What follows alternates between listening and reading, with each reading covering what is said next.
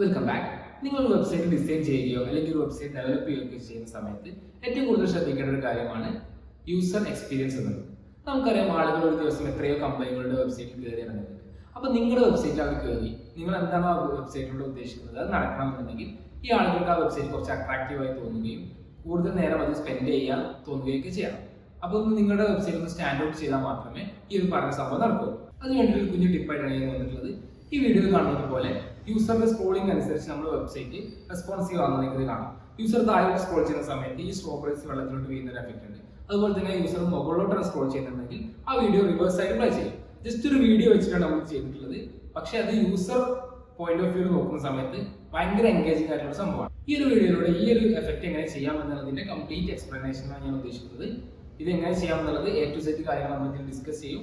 ഓരോ line of code നിങ്ങൾക്ക് ഞാൻ എക്സ്പ്ലെയിൻ ചെയ്തു തരും. സോ നമുക്ക് നേരെ കോഡിലോട്ട്. വീഡിയോ തുടങ്ങുന്നതിന് മുമ്പ് തന്നെ എനിക്കൊരു കാര്യം പറയാനുള്ളതെന്ന് വെച്ചാൽ നമ്മുടെ ഒരു ലേണിംഗ് ക്ലബ്ബ് സ്റ്റാർട്ട് ചെയ്തിട്ടുണ്ട്. അതിലിപ്പം മെമ്പേഴ്സ് നമ്മൾ ആഡ് ചെയ്ത് വരുന്നേ ഉള്ളൂ. അത് നിങ്ങൾക്ക് ലഭിക്കാൻ വേണ്ടി നിങ്ങൾ എന്താ ചെയ്യേണ്ടതെന്ന് വെച്ചാൽ താഴെയുള്ള ലിങ്ക് നിങ്ങൾക്ക് കാണാം. weberhood.com എന്ന് പറഞ്ഞ നമ്മുടെ വെബ്സൈറ്റ് ഉണ്ട്. ആ വെബ്സൈറ്റിൽ കയറി കഴിഞ്ഞാൽ നിങ്ങൾക്ക് ജോയിൻ എന്ന് പറഞ്ഞൊരു ബട്ടൺ കാണാം. അത് ക്ലിക്ക് ചെയ്ത് നിങ്ങൾക്ക് ജോയിൻ ചെയ്യാം. നിങ്ങൾ എന്ത് ഡൗട്ട്സ് ചോദിക്കാം, നമ്മൾ ക്ലിയർ ചെയ്ത് തരുന്നതായിരിക്കും. ഈ കാണുന്നതാണ് നമ്മുടെ ആപ്പിൻ്റെ ഫയൽസ്. ഇതിലൊരു HTML ഫയൽ വരുന്നുണ്ട്. അതുപോലെ തന്നെ ജാവാസ്ക്രിപ്റ്റിൻ്റെ ഒരു ഫയൽ വരുന്നുണ്ട്. പിന്നീട് നമ്മൾ ഇതിൽ യൂസ് ചെയ്തിട്ടുള്ള ഒരു വീഡിയോ വരുന്നുണ്ട്. പിന്നീട് ഒരു CSS ഫയൽ വരുന്നുണ്ട്. അപ്പോൾ നമുക്ക് HTML നിന്ന് തുടങ്ങാം. ഈ HTML ഫയൽ നിങ്ങൾ നോക്കിയാൽ കാണാം, നിങ്ങൾക്ക് ഈ ഒരു HTML എന്ന് പറഞ്ഞ ഈ രണ്ട് ടാഗിൻ്റെ ഉള്ളിലാണ് കംപ്ലീറ്റ് ഡാറ്റ വരുന്നത്. അപ്പോൾ നമ്മുടെ വെബ്സൈറ്റിൻ്റെ ബോഡി വരുന്നത് ഇതിൽ തന്നെ ബോഡി എന്ന് പറഞ്ഞൊരു ടാഗ് കാണാം. അപ്പോൾ നിങ്ങൾ ഇതുപോലെ വെബ്സൈറ്റ് ചെയ്യുകയാണെങ്കിൽ നിങ്ങൾ ചെയ്യേണ്ടത് ഫസ്റ്റ് നിങ്ങൾ നേരെ ഇപ്പോൾ VS കോഡാണ് ഞാൻ യൂസ് ചെയ്യുന്നത്. VS കോഡൊക്കെ യൂസ് ചെയ്യുകയാണെന്നുണ്ടെങ്കിൽ നിങ്ങൾക്ക് നേരെ HTML എന്ന് അടിച്ചു കഴിഞ്ഞാൽ HTML5 എന്ന് പറഞ്ഞ റെക്കമെൻഡേഷൻ വരും. ഈ 5 എന്ന റെക്കമെൻഡേഷൻ നിങ്ങൾ ക്ലിക്ക് ചെയ്യുക. ഇങ്ങനെ ക്ലിക്ക് ചെയ്ത് കഴിഞ്ഞാൽ ഇതിൻ്റെ ബേസിക് സാധനങ്ങളൊക്കെ ഓട്ടോമാറ്റിക് ക്രിയേറ്റ് ചെയ്ത് വരും. അതാണ് നിങ്ങളിവിടെ മുകളിൽ കാണുന്ന ഈ ഡോക് ടൈപ്പ് HTML. ഈ സംഭവങ്ങളൊക്കെ നിങ്ങൾക്ക് ഓട്ടോമാറ്റിക് ക്രിയേറ്റ് ആവുന്നു. ഇനി നിങ്ങൾക്ക് ആകെ ചെയ്യേണ്ട പണി എന്താണെന്ന് വെച്ചാൽ ഈ ബോഡീൻ്റെ അകത്ത് വരുന്ന കാര്യങ്ങൾ ഫിൽ ചെയ്യുക എന്നുള്ളതാണ്. അപ്പോൾ ഇത് ഞാൻ ജസ്റ്റ് ക്ലിയർ ചെയ്യുകയാണ്. ഇതിലിപ്പോൾ നിങ്ങൾക്ക് കാണാം ബോഡീൻ്റെ അകത്തുള്ള കുറച്ച് ഡാറ്റയാണ്. ഈ ഡാറ്റയാണ് നമ്മുടെ വെബ്സൈറ്റിൻ്റെ നിങ്ങൾ കാണുന്ന കോണ്ടന്റ് എന്ന് പറയുന്നത്. അപ്പോൾ ഇപ്പോൾ നിങ്ങൾ നോക്കുകയാണെങ്കിൽ നമ്മുടെ വെബ്സൈറ്റും അതുപോലെ തന്നെ നമ്മുടെ കോഡും ഞാൻ സൈഡ് ബൈ സൈഡായി ഓപ്പൺ ചെയ്ത് വെച്ചിട്ടുണ്ട്. ഞാൻ നേരത്തെ പറഞ്ഞ പോലെ ഈ ബോഡീൻ്റെ അകത്താണ് നമ്മുടെ വർക്കും കാര്യങ്ങളൊക്കെ വരിക. വെബ്സൈറ്റിൻ്റെ ബോഡിയിൽ ഡിസ്പ്ലേ ചെയ്യാനുള്ള എല്ലാ സംഭവങ്ങളും ഈ ഒരു ബോഡി എന്ന് പറഞ്ഞ ടാഗിൻ്റെ അകത്താണ് വരിക. ഇതിൽ ഫസ്റ്റ് നിങ്ങൾക്ക് വീഡിയോ കണ്ടെയ്നർ എന്ന് പറഞ്ഞിട്ടുള്ള ഒരു സെക്ഷൻ കാണാം. ഈ വീഡിയോ കണ്ടെയ്നർ എന്ന് പറഞ്ഞ സെക്ഷനിലാണ് ഈ വീഡിയോയും അതുപോലെ തന്നെ നമ്മുടെ ഈ ഫ്രഷ് ജ്യൂസ് സ്റ്റോർ എന്ന് പറഞ്ഞ ഈ ഒരു ടൈറ്റിലും വന്നിട്ടുള്ളത്. അത് നമ്മൾ div എന്ന് പറഞ്ഞിട്ട് ടാഗിനുള്ളിലാണ് വെച്ചിട്ടുള്ളത്. നിങ്ങൾ HTML-നെ പറ്റി അറിയുന്ന ആളാണെന്നുണ്ടെങ്കിൽ നിങ്ങൾക്കറിയാം HTML ഒരുപാട് ടാഗുകളുണ്ട്. div എന്ന് പറഞ്ഞാൽ ഒന്നുമില്ല, ജസ്റ്റ് ഒരു ബേസിക് ഒരു ബോക്സ് എന്ന് നിങ്ങൾ ആലോചിച്ചാൽ മതി. ഈ ബോക്സിനകത്ത് ഒരുപാട് സാധനങ്ങൾ നമുക്ക് വെക്കാൻ പറ്റും. ഇപ്പോൾ ഇതിൽ നമ്മൾ വെച്ചിട്ടുള്ളത് ഈ ഒരു വീഡിയോ വെച്ചിട്ടുണ്ട്. അതുപോലെ തന്നെ ഒരു ഓവർലേ ടെക്സ്റ്റ് ആയിട്ട് നമ്മുടെ ടെക്സ്റ്റും വെച്ചിട്ടുണ്ട്. ഇതിലിപ്പോൾ നിങ്ങൾക്ക് കാണാം, ഇതിൽ ID, സ്ക്രോൾ, വീഡിയോ, ക്ലാസ് എന്നൊക്കെ പറഞ്ഞ് കൊടുത്തിട്ടുണ്ട്. അത് എന്താണെന്നുള്ളത് നമുക്ക് അടുത്ത സെക്ഷനിൽ തന്നെ പറയാം. ഇപ്പോൾ നിങ്ങൾ ജസ്റ്റ് ഇത് മനസ്സിലാക്കി വെക്കുക. നമ്മളൊരു div, അതായത് ഒരു ബോക്സ് ഉണ്ട്. ആ ബോക്സിൻ്റെ അകത്ത് നമ്മളൊരു വീഡിയോ ഉണ്ട്. ആ വീഡിയോൻ്റെ ഒപ്പം തന്നെ ഒരു ഫ്രഷ് ജ്യൂസ് സ്റ്റോർ എന്ന് പറഞ്ഞതുണ്ട്. പിന്നെ അതുപോലെ തന്നെ അടുത്തൊരു സെക്ഷൻ ഉണ്ട്, എബൌട്ട് സെക്ഷൻ. അതുപോലെ തന്നെ വേറൊരു div ആണ്. ഈ divന്റെ അകത്ത് എന്താണ് എബൌട്ട് ജ്യൂസ് സ്റ്റോർ, അതുപോലെ തന്നെ welcome to fresh juice store എന്ന് പറഞ്ഞ കുറച്ച് ഡാറ്റാസ് ഉണ്ട്. ഈ ഡാറ്റാസ് അതുപോലെ തന്നെ ഡിസ്പ്ലേ ചെയ്യുന്നുണ്ട്. ഓക്കെ, അപ്പോൾ ഇനി HTML എന്താ, CSS എന്താ, ജാവാസ്ക്രിപ്റ്റ് എന്താന്ന് നോക്കാം. HTML നമ്മൾ യൂസ് ചെയ്യുന്നത് ഇതിൻ്റെ ബേസിക് ആയിട്ടുള്ള സ്ട്രക്ചർ ഡിഫൈൻ ചെയ്യാൻ വേണ്ടിയിട്ടാണ്. ഞാൻ പറഞ്ഞു, നമ്മളിപ്പോൾ ഒരു div ഡിഫൈൻ ചെയ്തു. ഈ div എന്ന് പറയുന്നത് ഒരു ബോക്സാണ്. ഈ ഫസ്റ്റത്തെ ഒരു ബോക്സിൻ്റെ അകത്ത് ഈ രണ്ട് സാധനങ്ങളുണ്ട്. അടുത്തൊരു div ഡിഫൈൻ ചെയ്തു, അടുത്ത ബോക്സിൻ്റെ അകത്ത് ഇങ്ങനെ സാധനം. ബോക്സ് ഞാനൊരു മനസ്സിലാക്കാൻ വേണ്ടി പറയുകയാണ്. എക്സാക്ട്ലി ബോക്സ് എന്നുള്ളതല്ല, നമുക്ക് ആ divന് ഒരുപാട് സ്റ്റൈൽ കൊടുത്തിട്ട് നമുക്ക് വേണ്ട രീതിയിൽ നമുക്ക് ചെയ്യാൻ പറ്റും. ഓക്കെ, അപ്പോൾ നിങ്ങൾ മനസ്സിലാക്കുക ഇത് എങ്ങനെയാണ്, എവിടെയൊക്കെയാണ് ഇത് സംഭവങ്ങൾ വരുന്നത്, എന്തൊക്കെയാണ് വരുന്നത് എന്നുള്ളത് ഡിനോട്ട് ചെയ്യാൻ വേണ്ടിയിട്ടാണ് നമ്മൾ HTML യൂസ് ചെയ്യുക. അതായത് ബോഡി ഉണ്ട്, നമ്മുടെ വെബ്സൈറ്റിന് ഒരു ബോഡി ഉണ്ട്. ആ ബോഡീൻ്റെ അകത്ത് ആദ്യം വരുന്നത് നമ്മുടെ ഈ വീഡിയോ കണ്ടെയ്നറാണ്, പിന്നെ വരുന്നത് എബൌട്ട് സെക്ഷനാണ് എന്നുള്ള ആ ഒരു സ്കെലിറ്റൺ, ആ ഒരു സ്ട്രക്ചർ ഡിഫൈൻ ചെയ്യാൻ വേണ്ടിയിട്ടാണ് നമ്മൾ HTML യൂസ് ചെയ്യുന്നത്. അതിൻ്റെ അകത്ത് നമ്മൾ എന്ത് ചെയ്യാം, കുറേ ടാഗ്സ് ഉണ്ട്, HTML ടാഗ്സ് ഉണ്ട്. div ഈ പറഞ്ഞ പോലെ HTML ടാഗാണ്. നമുക്കിതുപോലെ സെക്ഷനാക്കി തിരിക്കാൻ വേണ്ടിയിട്ട് അല്ലെങ്കിൽ ഒരു ബോക്സ് എന്നുള്ള രൂപത്തിൽ യൂസ് ചെയ്യാൻ വേണ്ടിയിട്ടാണ് div യൂസ് ചെയ്യുന്നത്. പിന്നെ നിങ്ങൾ കണ്ട ഈ വീഡിയോ ടാഗ് ഉണ്ട്. വീഡിയോ ടാഗ് നമുക്കൊരു വീഡിയോ ഡിസ്പ്ലേ ചെയ്യാൻ വേണ്ടിയിട്ടാണ്. ഈ വീഡിയോ ടാഗിൻ്റെ അകത്ത് നമുക്ക് കാണാം SRC എന്ന് പറഞ്ഞിട്ടുള്ളൊരു സെക്ഷൻ ഉണ്ട്. ഈ SRC എന്ന് പറഞ്ഞിട്ട് ഈക്വൽ ടു ഇട്ടിട്ട് ഇടുന്ന സംഭവമാണ് നമ്മുടെ വീഡിയോ. സ്ട്രോബെറി MP4 എന്ന് പറഞ്ഞിട്ടുള്ള വീഡിയോ നമ്മുടെ കയ്യിലുണ്ട്. ഈ വീഡിയോ ആണ് SRC എന്ന് പറഞ്ഞിട്ട് നമ്മൾ അതിൻ്റെ ലിങ്കാണ് ഇവിടെ കൊടുത്തിട്ടുള്ളത്. ഓക്കെ, നിങ്ങൾ ഈ വീഡിയോ ക്ലിക്ക് ചെയ്താൽ നിങ്ങൾക്ക് കാണാം, നേരെ ആ വീഡിയോയിലോട്ട് പോയി. ഓക്കെ, പിന്നെ അതിൻ്റെ താഴെ വേറെ div കൊടുത്തിട്ടുണ്ട്. div നമുക്ക് എത്ര വേണമെങ്കിലും ഡിഫൈൻ ചെയ്യാം. ഒരു div എന്ന് പറഞ്ഞത് ഒരു ബോക്സ് ആണെന്ന് വിചാരിക്കുകയാണെങ്കിൽ ഈ ഒരു ബോക്സിൻ്റെ അകത്തൊരു വീഡിയോ ഉണ്ട്, പിന്നെ അതിൻ്റെ അകത്ത് കുഞ്ഞു ബോക്സ് ഉണ്ട്, അതിൻ്റെ അകത്ത് അടുത്തതുണ്ട്. ആ രീതിയിൽ ഉള്ളോട്ട് നമുക്ക് ഡിവ് കൊടുത്ത് ഇത്രയും പോകണം. പിന്നെ വരുന്ന ചില ടാഗുകളാണ് H1 എന്ന് പറഞ്ഞ ടാഗ് ഉണ്ട്. H1 എന്ന് പറഞ്ഞത് ടെക്സ്റ്റ് എൻ്റർ ചെയ്യാൻ വേണ്ടിയിട്ടുള്ള ടാഗാണ്. ടൈറ്റിലൊക്കെ എൻ്റർ ചെയ്യാൻ വേണ്ടിയിട്ട് നമ്മൾ H1 യൂസ് ചെയ്യുക. H1 മുതൽ H6 വരെയുള്ള ടാഗുകളുണ്ട്. ഇപ്പോൾ നിങ്ങൾക്ക് ഇതിൽ തന്നെ കാണാം ഇവിടെ H2 എന്ന് പറഞ്ഞിട്ട് ടാഗ് ഉണ്ട്. H2 ടാഗ് യൂസ് ചെയ്യുന്നത് കുറച്ചും കൂടി സ്മോൾ ടെക്സ്റ്റ് യൂസ് ചെയ്യാൻ വേണ്ടിയിട്ടാണ്. ഇതിനൊക്കെ സ്റ്റൈലുകൾ നമുക്ക് കംപ്ലീറ്റ് മാറ്റാം, പക്ഷേ H1 to H6 എന്ന് പറഞ്ഞ ടാഗുകളിൽ ഒരു ഫോണ്ട് സൈസ് ഇവർ ഓൾറെഡി പ്രീ ഡിഫൈൻഡ് ആയിട്ട് സെറ്റ് ചെയ്ത് വെച്ചിട്ടുണ്ടാവും. H1 എന്ന് പറയുന്ന സമയത്ത് കുറച്ചും കൂടി വലിയ ടെക്സ്റ്റ് ആയിരിക്കും, H2 എന്ന് പറയുന്ന സമയത്ത് കുറച്ച് ചെറുതാവും. അപ്പോൾ ആ രീതിക്ക് നമുക്ക് എന്താ ചെയ്യാം, HTML ടാഗുകൾ സെറ്റ് ചെയ്യാൻ പറ്റും. ഇനി ഇതിൻ്റെയൊക്കെ സ്റ്റൈലുകൾ നമുക്ക് ഫ്രം ബേസ് നമുക്ക് മാറ്റാൻ പറ്റും. H1 ടാഗിനെ നമുക്ക് വളരെ ചെറുതും H2 ടാഗിനെ വളരെ വലുതുമാക്കാം. അത് നമ്മൾ CSSൽ സ്റ്റൈൽ ചെയ്യുന്നതിനനുസരിച്ച് നമുക്കത് കംപ്ലീറ്റ് നമുക്ക് ചേഞ്ച് ചെയ്യാൻ പറ്റും. ഓക്കെ, അപ്പോൾ നമ്മൾ എന്ത് ചെയ്തു, സ്കെൽട്ടൺ ഡിഫൈൻ ചെയ്തു. ഫസ്റ്റത്തതിൽ വീഡിയോ വെച്ചു, രണ്ടാമത്തെ അബൌട്ട് സെക്ഷനിലുള്ള കോണ്ടൻസ് ഒക്കെ വെച്ചു. പിന്നെ ഏറ്റവും താഴെ സ്ക്രിപ്റ്റ് എന്ന് പറഞ്ഞിട്ടൊരു ഇത് കാണാം. ഈ സ്ക്രിപ്റ്റ് എന്ന് പറഞ്ഞ് കൊടുത്തത് എന്താണെന്ന് വെച്ചാൽ ഇതിനൊരു ജാവാ സ്ക്രിപ്റ്റ് ഫയലുണ്ട്. യൂസർ സ്ക്രോൾ ചെയ്യുന്നത് ഐഡൻറ്റിഫൈ ചെയ്യുക, യൂസറിൻ്റെ സ്ക്രോൾ മനസ്സിലാക്കുക, അത് താഴോട്ടും മുകളിലോട്ടും ആക്കുന്ന സമയത്ത് വീഡിയോ പ്ലേ ചെയ്യുക, അതിന് വേണ്ടിയിട്ടുള്ളൊരു ജാവാ സ്ക്രിപ്റ്റ് ഫയലുണ്ട്. ആ സ്ക്രിപ്റ്റ് ഫയൽ ഏതാണെന്ന് HTML മനസ്സിലാവാൻ വേണ്ടിയിട്ടാണ് നമ്മൾ ഈ ഒരു സ്ക്രിപ്റ്റ് എന്ന് പറഞ്ഞ ടാഗ് കൊടുത്തിട്ടുള്ളത്. അതേപോലെ തന്നെ ഇതിൻ്റെ സ്റ്റൈലിങ്ങുകൾ ഡിനോട്ട് ചെയ്യാൻ വേണ്ടിയിട്ട് നമുക്കൊരു ഫയലുണ്ട്. നിങ്ങളിപ്പോൾ കണ്ട പോലെ തന്നെ style.css എന്ന് പറഞ്ഞ സ്റ്റൈലുണ്ട്. ഞാൻ നേരത്തെ പറഞ്ഞു H1 ടാഗിന് പ്രീ ഡിഫൈൻഡ് ആയിട്ടൊരു സ്റ്റൈലുണ്ട്. ആ സ്റ്റൈലിനെ മാറ്റിയിട്ടാണ് നമ്മളിപ്പോൾ കളർ കൊടുത്തു, നമുക്ക് വേണ്ട രീതിയിലുള്ള സൈസ് കൊടുത്തു, അതൊക്കെ നമ്മൾ ആ സ്റ്റൈൽ വെച്ചിട്ടാണ്. അതിന് നമ്മൾ എന്ത് ചെയ്യാം, ലിങ്ക് എന്ന് പറഞ്ഞിട്ട് കണക്ട് ചെയ്തു. ലിങ്ക് എന്ന് പറഞ്ഞു, എന്നിട്ട് റിലേഷൻ എന്താ സ്റ്റൈൽ ഷീറ്റാണെന്ന് നമ്മൾ കൊടുത്തു. അതിൻ്റെ പാത്ത് നമ്മൾ href എന്ന് പറഞ്ഞ ഇതിൻ്റെ അകത്ത് styles.css എന്ന് കൊടുത്തു. ആ പാത്ത് നമുക്ക് കിട്ടാൻ വേണ്ടി ജസ്റ്റ് നമ്മൾ ഇതിന് റൈറ്റ് ക്ലിക്ക് കൊടുത്തിട്ട് കോപ്പി റിലേറ്റീവ് പാത്ത് എന്ന് ക്ലിക്ക് ചെയ്താൽ മതി. എന്നിട്ട് നമുക്ക് ഇവിടെ കൊണ്ടുവന്ന് പേസ്റ്റ് ചെയ്താൽ സെയിം സംഭവമായിരിക്കും വരിക, styles.css എന്ന്. സോ അപ്പോൾ നമ്മൾ സ്റ്റൈൽസ് കണക്ട് ചെയ്തു, അതുപോലെ തന്നെ സ്ക്രിപ്റ്റ് കണക്ട് ചെയ്തു, സ്കെൽട്ടൺ ഉണ്ടാക്കി. ഇനി നമ്മൾ നേരെ സ്റ്റൈൽസിലോട്ട് പോവാണ്. സോ സ്റ്റൈലിങ്ങിൽ വന്നാൽ ബേസിക് ആയിട്ട് കുറച്ച് സ്റ്റൈൽ ഞാൻ സെറ്റ് ചെയ്തിട്ടുണ്ട്. ഇതിൽ ബോഡിക്ക് ഒരു സ്റ്റൈൽ കൊടുത്തിട്ടുണ്ട്. ഇതെന്തിനാണ് കൊടുത്തതെന്ന് വെച്ചാൽ ഞാൻ ആദ്യം പറഞ്ഞു, ചില സ്റ്റൈലുകൾ ഡിഫോൾട്ടായിട്ട് ഇതിൽ വരും. അപ്പോൾ അതൊന്ന് മാറ്റിയിട്ട് നമുക്ക് വേണ്ട രീതിയിലോട്ട് സ്റ്റൈലിംഗ് ആക്കാൻ വേണ്ടിയിട്ടാണ് ഇത് ചെയ്തിട്ടുള്ളത്. ഇപ്പോൾ ഇതിൽ മാർജിൻ 0, പാഡിങ് 0 എന്ന് കൊടുത്തിട്ടുണ്ട്. ഇത് ഞാൻ ജസ്റ്റ് ഒന്ന് കളഞ്ഞ് കാണിച്ചു തരാം. Ctrl+X അടിച്ചിട്ട് ഒന്ന് സേവ് അടിക്കുന്ന സമയത്ത് നിങ്ങൾക്ക് കാണാം ഇവിടെ ഒരു സ്പേസിങ് വന്നു. ഈ സ്പേസിങ് മാർജിന് ഓൾറെഡി ഒരു ചെറിയൊരു മാർജിൻ ഇതിന് ഓൾറെഡി ഉണ്ട്. ആ മാർജിൻ നമ്മൾ എന്ത് ചെയ്യണം, ഓവർ റൈഡ് ചെയ്തിട്ട് 0 മാർജിന് വേണ്ട, പാഡിങ്ങും വേണ്ട.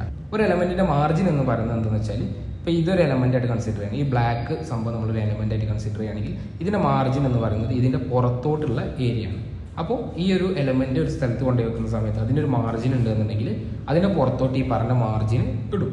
പിന്നെ പാഡിങ് എന്ന് പറയുന്നത് അതിൻ്റെ ഉള്ളിലോട്ടുള്ള ഏരിയയാണ്. അതായത് ഈ ഒരു എലമെൻറ്റിൻ്റെ അകത്ത് അടുത്തൊരു എലമെൻ്റ് ഉണ്ട്, ആ ഒരു എലമെൻറ്റും ഈ ഒരു എലമെൻറ്റും തമ്മിലുള്ള ഡിഫറൻസ് ഉണ്ടല്ലോ, അതിനാണ് നമ്മൾ പാഡിങ് എന്ന് പറയുന്നത്. അപ്പോൾ ഇതിലിപ്പോൾ ഈ ഒരു എലമെൻറ്റ് സെൻട്രലായതുകൊണ്ടാണ് ഈ ഒരു പാഡിങ് ഇതിന് ബാധകമല്ലാത്തത്. ഇനിയല്ല ഇത് സെൻറ്ററിലോട്ട് അലൈൻ ചെയ്ത് വെച്ചിട്ടില്ല എന്നുണ്ടെങ്കിൽ എന്ത് ചെയ്യും, ഈ ഒരു പാഡിങ്ങിൻ്റെ ഒരു എമൗണ്ട് കൂടി കഴിഞ്ഞിട്ടായിരിക്കും ഈ എലമെൻറ്റ് വരിക. ഓക്കെ, അപ്പോൾ നമ്മൾ എന്ത് ചെയ്യും, മാർജിനും പാഡിങ്ങും 0 കൊടുത്ത് സെറ്റ് ചെയ്തു. പിന്നെ ഫോണ്ട് ഫാമിലി എന്ന് പറഞ്ഞ് ഡിഫൈൻ ചെയ്തത് എന്താണെന്ന് വെച്ചാൽ നമ്മുടെ ഈ ഇതിൽ യൂസ് ചെയ്തിട്ടുള്ള ഫോണ്ടിൻ്റെ ഫാമിലിയാണ് ഇത്. ഇപ്പോൾ ഈ ഫോണ്ട് ഫാമിലി നമ്മൾ ഇതിൽ നിന്ന് ഒഴിവാക്കുകയാണെന്നുണ്ടെങ്കിൽ നിങ്ങൾക്ക് കാണാം ഇതിൻ്റെ ഫോണ്ട് മാറി. ഈ ഫോണ്ട് മാറാൻ കാരണം ഇതിൽ ഡിഫോൾട്ടായിട്ട് വെച്ചിട്ടുള്ള ഫോണ്ട് വന്നു. പക്ഷെ നമുക്ക് എന്താണ് ഈ പറഞ്ഞ ഫോണ്ട് വേണമെന്നുള്ളതുകൊണ്ടാണ് ഫോണ്ട് ഫാമിലി സാൻ സെരിഫ് കൊടുത്തിട്ടുള്ളത്. ഓക്കെ, അത് കഴിഞ്ഞിട്ട് നിങ്ങൾക്ക് കാണാം ഓവർലേ ടെക്സ്റ്റ് എന്ന് പറഞ്ഞിട്ടൊരു സെക്ഷൻ ഉണ്ട്. അത് നമ്മൾ നേരെ HTMLോട്ട് വരികയാണ്. HTMLോട്ട് വരുന്ന സമയത്ത് നിങ്ങൾക്ക് കാണാം ഇവിടെ ഞാൻ കൊടുത്തിട്ടുള്ള ഡിവ് നിങ്ങൾക്ക് കാണാം ഫ്രഷ് ടു സ്റ്റോർ എന്ന് പറഞ്ഞിട്ട് കൊടുത്തിട്ടുണ്ട്. അതിന് നമ്മൾ എന്ത് ചെയ്തിട്ടുണ്ട്, ഒരു പേര് കൊടുത്തിട്ടുണ്ട്, ഓവർലേ ടെക്സ്റ്റ് എന്ന് പറഞ്ഞിട്ട് ക്ലാസ് ഓവർലേ ടെക്സ്റ്റ് ആണെന്ന് കൊടുത്തിട്ടുണ്ട്. അപ്പോൾ ഇതിലൊരു ക്ലാസ് ഓവർലേ ടെക്സ്റ്റ് എന്ന് കൊടുത്തു കഴിഞ്ഞാൽ ഇത് സംഭവിക്കുക എന്താണെന്ന് വെച്ചാൽ സ്റ്റൈലിൻ്റെ അകത്ത് പോയിട്ട് ഓവർലേ ടെക്സ്റ്റ് എന്ന് പറഞ്ഞൊരു ക്ലാസ്സിന് എന്തെങ്കിലും സ്റ്റൈൽ കൊടുത്തിട്ടുണ്ട് എന്നുണ്ടെങ്കിൽ എന്ത് ചെയ്യും, അത് ഇതിൽ ഡിസ്പ്ലേ ആവും. ഇപ്പോൾ നമ്മൾ സ്റ്റൈൽ എടുത്തിട്ട് ക്ലാസ് ആണെന്ന് മനസ്സിലാക്കാൻ നമ്മൾ ചെയ്യുന്നത് എന്താണ്, ഒരു ഡോട്ട് ഇടും. ഒരു ഡോട്ട് ഇട്ടിട്ട് അത് ക്ലാസ്സിൻ്റെ പേര് കൊടുക്കും. എന്നിട്ട് അതിൻ്റെ ബേസിക്കായിട്ട് വേണ്ട സ്റ്റൈലിങ്സ് ഒക്കെ കൊടുക്കും. ഇതിനിപ്പോൾ നമ്മൾ പൊസിഷൻ അബ്സല്യൂട്ട് കൊടുത്തിട്ടുണ്ട്. ഇത് കൊടുക്കാൻ കാരണം എന്താണെന്ന് വെച്ചാൽ നമുക്കറിയാം ഈ ഒരു ടെക്സ്റ്റ് വീഡിയോൻ്റെ ടോപ്പിൽ വരേണ്ട ടെക്സ്റ്റാണ്. അപ്പോൾ അത് റിലേറ്റീവ് പൊസിഷനിങ് പറ്റില്ല. ഇപ്പോൾ ഈ വീഡിയോ കണ്ടെയ്നറിനൊക്കെ നമ്മൾ റിലേറ്റീവ് പൊസിഷനിങ് കൊടുത്തത് അത് പറ്റില്ല. ഇവിടെ അബ്സല്യൂട്ട് പൊസിഷനിങ് വേണം.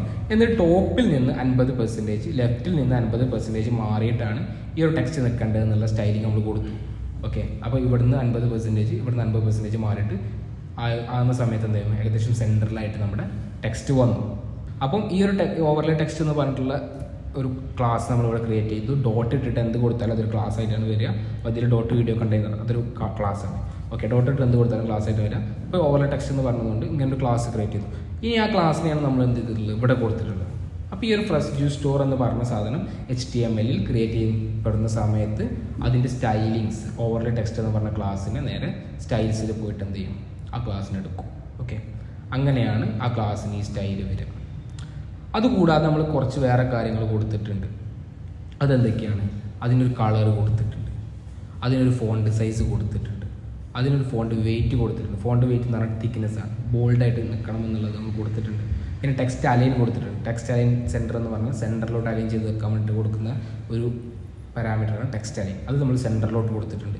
ഒപ്പാസിറ്റി 1 ആണ്. പിന്നെ നമ്മൾ ട്രാൻസ്ലേഷൻ സെറ്റ് ചെയ്തിട്ടുണ്ട്. പിന്നെ ഇതിൻ്റെ Z ഇൻഡെക്സ് അതും സെറ്റ് ചെയ്തിട്ടുണ്ട്. അതൊക്കെ ഇതിൻ്റെ പൊസിഷനിങ്ങിനും അതുപോലെ തന്നെ ഇത് എങ്ങനെ എമർജ് ചെയ്ത് വരുന്നു എന്നൊക്കെ ഡിനോട്ട് ചെയ്യാൻ വേണ്ടിയിട്ടാണ് ഈ സംഭവങ്ങളൊക്കെ കൊടുത്തിട്ടുള്ളത്. പിന്നെ ട്രാൻസ്ലേറ്റ് കൊടുത്തിട്ടുള്ളതും അത് കഴിഞ്ഞു. അപ്പോൾ ആ ഒരു സെക്ഷൻ കഴിഞ്ഞു. ഈ ഒരു ടെക്സ്റ്റ് നമ്മൾ എൻ്റർ ചെയ്തു. പിന്നീട് നമ്മൾ വീഡിയോ കണ്ടെയ്നറിലോട്ട് കിടക്കുകയാണ്. വീഡിയോ കണ്ടെയ്നറിൻ്റെ അകത്താണ് നമ്മുടെ ഈ പറഞ്ഞിട്ടുള്ള ഈ വീഡിയോയും വരുന്നത്, അതുപോലെ തന്നെ ഈ ഫ്രഷ് ജ്യൂസ് എന്ന് പറഞ്ഞുള്ള ഈ ടൈറ്റിലും വരുന്നത്. ഇത് വീഡിയോ കണ്ടെയ്നറിൻ്റെ അകത്ത് വരുന്ന ഒരു സംഭവമാണ്. ഇതിനും നമുക്ക് കുറച്ച് സ്റ്റൈലിങ്സും കാര്യങ്ങളും കൊടുക്കാനുണ്ട്.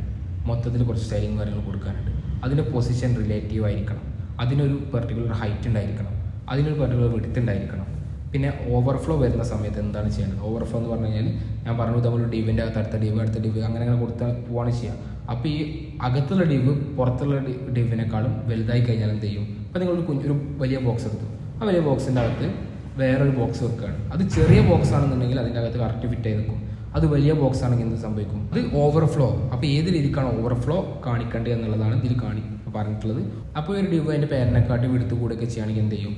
ഓവർഫ്ലോ ചെയ്യുന്ന ഭാഗം ഹിഡനായിട്ടിരിക്കും എന്നുള്ളതാണ് ഈ ഒരു ടാഗിലൂടെ നമ്മൾ കാണിച്ചിട്ടുള്ളത്. ഓക്കെ, പിന്നീട് നമ്മൾ വീഡിയോക്ക് ചില പ്രോപ്പർട്ടീസ് കൊടുത്തിട്ടുണ്ട്. വീഡിയോൻ്റെ വിഡ്ത്ത്, ഹൈറ്റ്, ഒബ്ജക്റ്റിവിറ്റി, കവർ. അതായത് ആ വീഡിയോ കിടക്കുന്നതൊരു ഡിവിൻ്റെ അകത്താണോ, ആ ഡിവിനെ കംപ്ലീറ്റ് കവർ ചെയ്തിട്ട് ഈ വീഡിയോ നിൽക്കണം എന്നുള്ളതിനാണ് നമ്മൾ ഒബ്ജക്റ്റിവിറ്റി കവർ കൊടുക്കുന്നത്. പിന്നെ അതെങ്ങനെ ഡിസ്പ്ലേ ചെയ്യണം, ബ്ലോക്ക്. പിന്നെ അതിൻ്റെ ഡിസ്പ്ലേ പാരാമീറ്റേഴ്സ്, പൊസിഷൻ ഒക്കെ കൊടുത്തിട്ടുണ്ട്. നമ്മൾ നേരത്തെ മുകളിൽ കൊടുത്തിട്ടുള്ള പോലെ തന്നെ അബ്സല്യൂട്ട് പൊസിഷനിങ് ആണ് ഇവിടെ കൊടുത്തിട്ടുള്ളത്. വീഡിയോ ടോപ്പിൽ നിന്ന് 0, ലെഫ്റ്റിൽ നിന്ന് 0 ആയിട്ടാണ് ചെയ്തിട്ടുള്ളത്. നമ്മൾ നേരത്തെ എങ്ങനെ കൊടുത്തിട്ടുണ്ടായിരുന്നത്? ആ ഡിവിൻ്റെ ടോപ്പിൽ നിന്ന് 50%, ലെഫ്റ്റിൽ നിന്ന് 50% ആയിരുന്നു ഈ ഒരു ടെക്സ്റ്റിന് കൊടുത്തിട്ടുണ്ടായിരുന്നത്. വീഡിയോക്ക് നമ്മൾ 0 കൊടുത്തുകൊണ്ട് എന്ത് ചെയ്തു? ഫ്രം ടോപ്പ് തന്നെ തുടങ്ങി, ഫ്രം ലെഫ്റ്റ് തന്നെ തുടങ്ങി. അത് നമ്മൾ 50-50 കൊടുത്തിട്ടുണ്ടെങ്കിൽ എന്താ സംഭവിക്കുക? വീഡിയോ ഒന്ന് താഴോട്ടിറങ്ങും, സൈഡിലോട്ടിറങ്ങും. ഇവിടെ ജസ്റ്റ് 50% കാണിച്ചിട്ടുണ്ട്.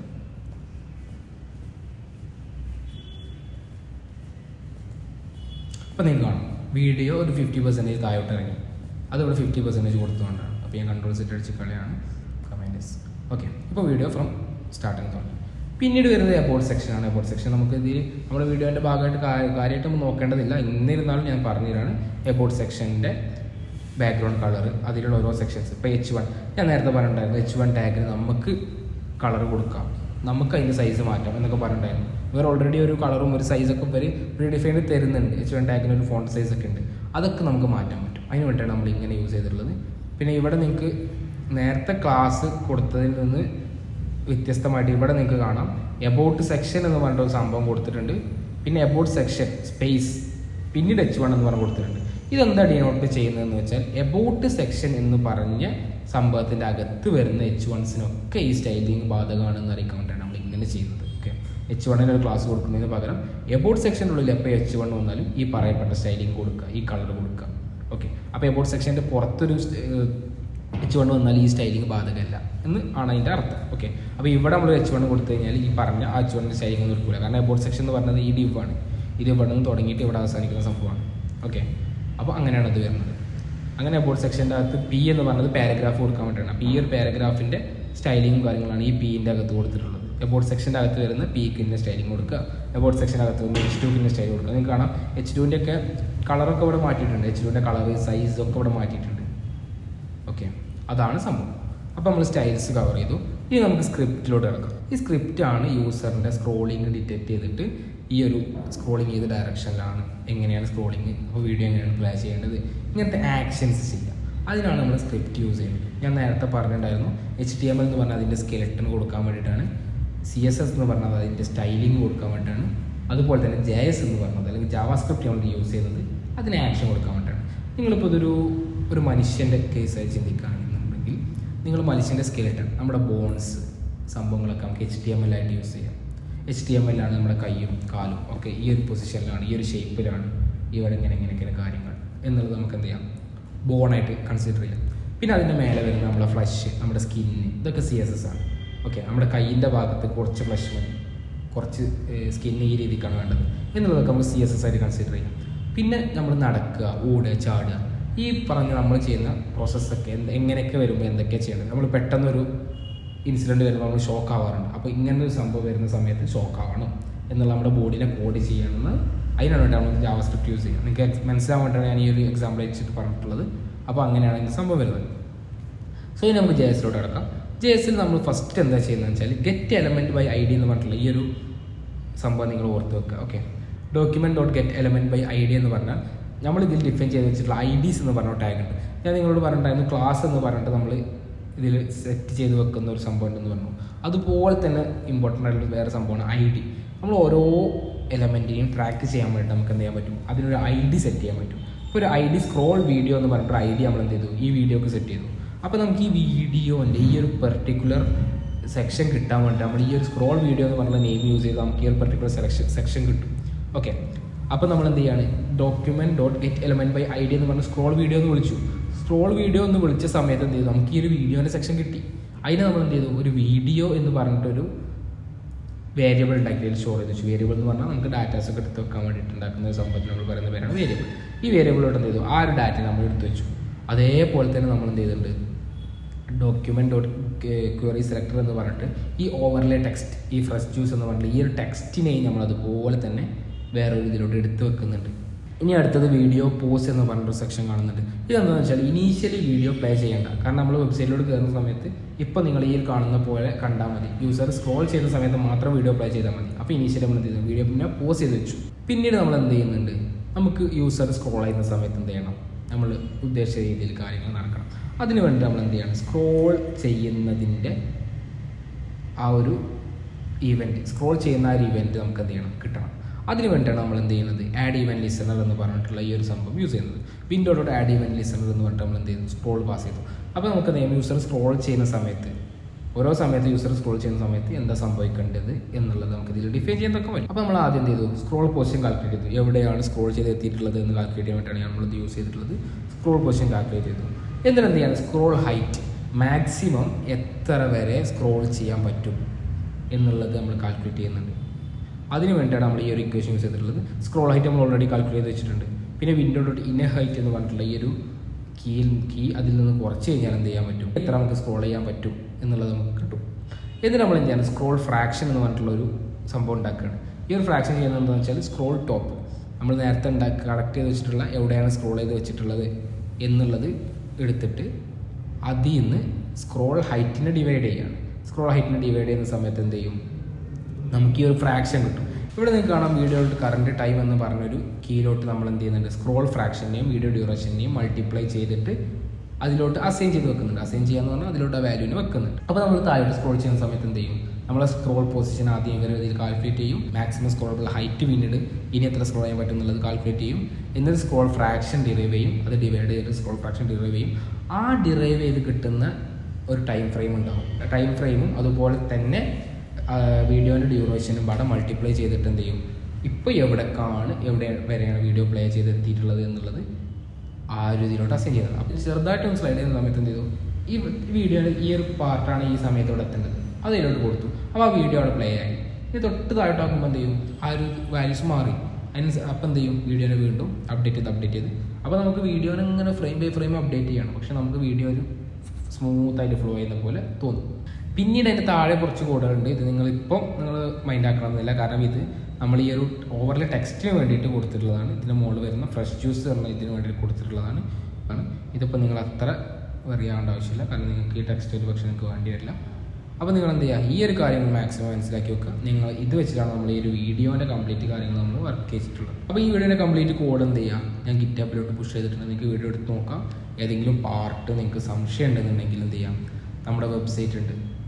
നമ്മുടെ വെബ്സൈറ്റിൽ കയറി കഴിഞ്ഞാൽ നിങ്ങൾക്ക് നമ്മുടെ ലേണിംഗ് ക്ലബിലോട്ടുള്ള ലിങ്ക് കിട്ടും.